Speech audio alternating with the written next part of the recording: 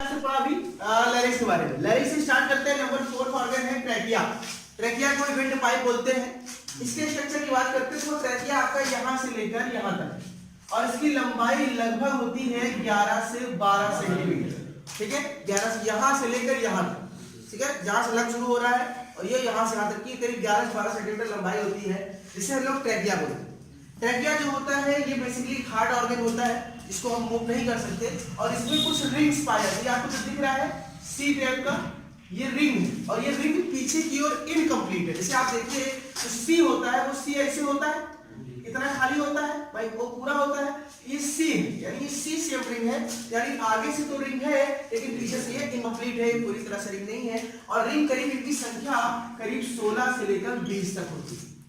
आपको जानने वाली बात इसमें दो चीजें हैं कि ये जो आपका हार्ड होता है ये सी शेप्ड कार्टिलेज का बना होता है, इसकी संख्या कितनी होती है 16 से 20। और इसके साथ आपको ये जानना है कि इसमें करीब 16 से 20 रिंग होने के साथ साथ इसकी लंबाई कितनी करीब 11 से 12 सेंटीमीटर। ठीक है, ये ट्रैकिया होता है, ये थोड़ा सा हमारा फ्लेक्सिबल, ये हार्ड होता है, ये फिक्स होता है, ज्यादा मूवमेंट नहीं करता। पांचवें पार्ट पे आते हैं हम ब्रोंकाई। ब्रोंकाई जो होता है वो ट्रैकिया से जस्ट नीचे वाला जो पार्ट है ब्रोंकाई है, जहां पे हमारा ट्रैकिया दो भागों में बंटने के लिए एकदम तैयार बैठा है। ये वाला पोर्शन जो आप देख रहे हैं यहां से यहां तक वाला पोर्शन ये ब्रोंकाई है और ये ब्रोंकाई आगे बढ़ने वाला है दो अलग अलग ब्रांचेस। ठीक है, ये वाले पोर्शन को हम ब्रोंकाई बोलते हैं। छठवें पोर्शन की बात करेंगे तो हमारे ये ब्रोंकाई के बाद ब्रोंकियोल आता है। यहाँ पे अगर हम इसी ब्रोंकाई के नीचे आ जाए तो ब्रोंकियोल, जब ये दो शाखाओं में बढ़ जाए, हमारा ब्रोंकाई दो भागों में बढ़ जाए और एक भाग जाए राइट लंग में, एक भाग जाए लेफ्ट लंग में, तो उस दोनों भाग को हम क्या बोलते हैं ब्रोंकियोल बोलते हैं। ठीक है, इसे हम क्या बोलते हैं ब्रोंकियोल।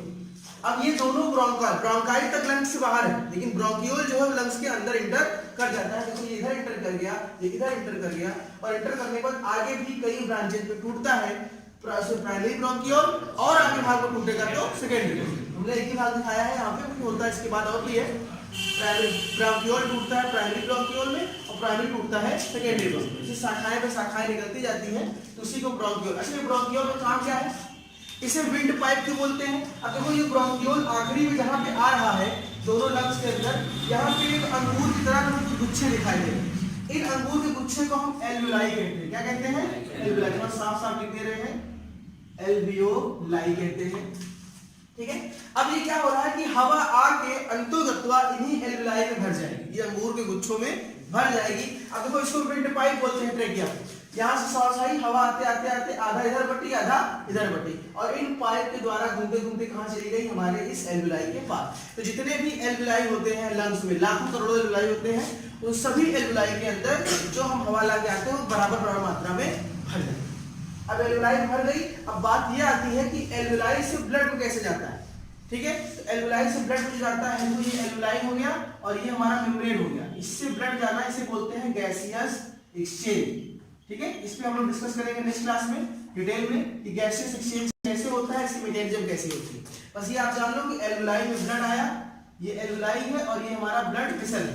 तो एल्वियोलाई से हवा यानी ऑक्सीजन मिल जाती है ब्लड वेसल पे by the mechanism of gaseous exchange. यहाँ पे डिफ्यूजन प्रोसेस होता है, इसको हम डिटेल क्लास करेंगे, इसको बताएंगे क्योंकि बहुत इंपॉर्टेंट टॉपिक है। ठीक है, इसको अलग से बता देंगे कैसे ये ब्लड में आके मिल गया, इसे बोलते हैं गैसियस एक्सचेंज। लास्ट पार्ट होता है लंग्स। अब आपको लंग्स के बारे में अगर थोड़ा सा पता हो बता दें, ये जो 7वां पार्ट है लंग्स।